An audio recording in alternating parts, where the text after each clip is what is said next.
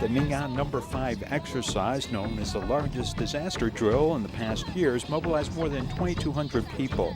The Tokyo Fire Department, the Kanagawa Safety and Disaster Prevention Bureau, and several experts from the Seoul Fire Disaster Headquarters also attended the event, participating in an important international exchange. We also work with some NGOs and police for these disaster drills. This kind of horizontal communication is very important.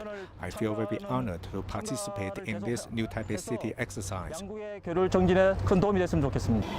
Every country has a set of disaster response measures. The key cooperation between Taiwan and international rescue units occurred during the 9/21 earthquake in 1999.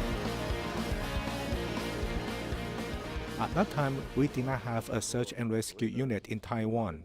There was no so-called internationally certified search and rescue unit.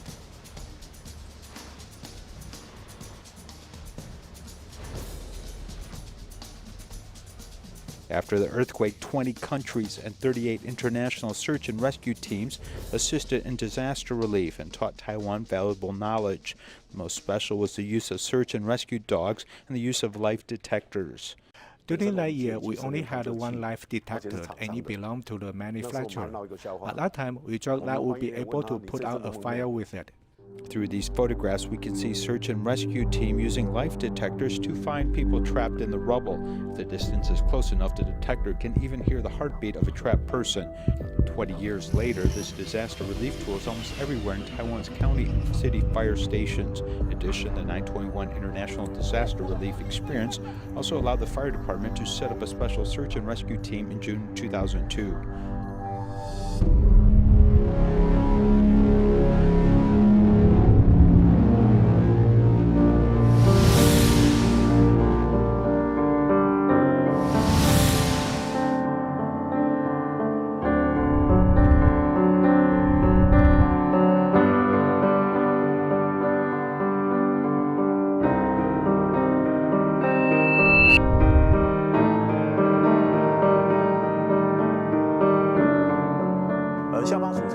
The fire department's special search and rescue team performed a total of 6 international humanitarian relief efforts. I only participated in one, which was the 2011 earthquake in Christchurch, New Zealand.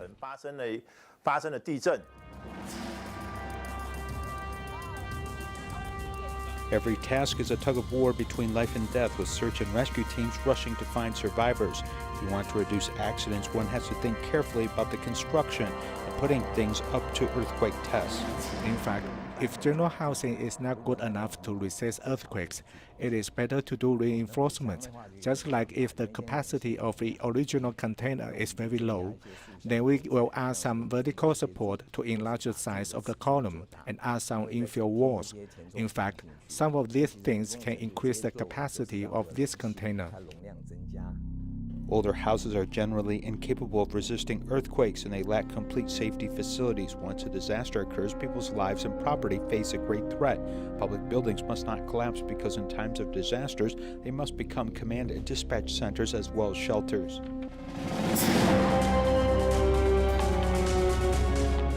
After the 9/21 earthquake, the government began to promote the Building Earthquake Resistance Assessment and Reinforcement Plan. By 2018, there were more than 28,700 public buildings included, with only 60% of them completed. Among them, the Ministry of Education had the most large-scale projects, as the 9/21 earthquake led 293 primary and secondary schools to totally or partially collapse. In 2000, the school's earthquake-resistant capacity improvement project was implemented. Hualien's National Donghua University has an experimental primary school located in the Xiyuan building, which has a history of more than 50 years. It's the only remaining old building on campus, and many alumni remember it. However, the length of the building, plus the beam and columns being too thin, must be strengthened to continue to protect the students. The seismic resistance in both the parallel and vertical corridor is not very good, so we use pillars in the front, back, left, and right to stop earthquake movement in this direction or the other direction. This can be an effective improvement. After the completion of this year, the earthquake that struck in April tested our after-earthquake reinforcement project. During our inspection, the school building had no problem. We looked over the appearance of the entire building, and they did not see any problems. Increasing the structure and security is not easy because it requires a lot of money. County and city governments have limited financial resources, coupled with the required paperwork, leads to serious delays in implementing this project. 所以真正能全面完成要15年。可是它只是 So it's really 15 years to complete care for 26,000 school buildings. But you see, there are millions of schools in Taiwan. So it's really necessary to be determined and persevered, as it may take 40 years of work. 可能都是以40年这种为单位。 Is Taiwan prepared enough to fight against natural disasters? Japan and Taiwan are also located on the Ring of Fire in the Pacific Rim with frequent earthquakes.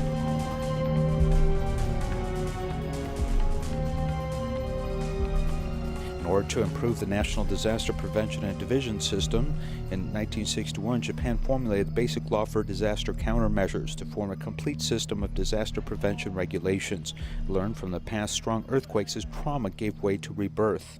The earthquake resistance rate in Japan is already 90%.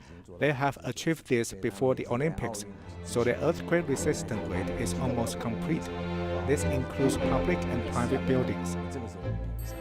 Disasters cannot be forgotten, and disaster prevention and resilience are all very important as we look forward to the future. What are we prepared for and what will come is something that is vitally important to all of our lives.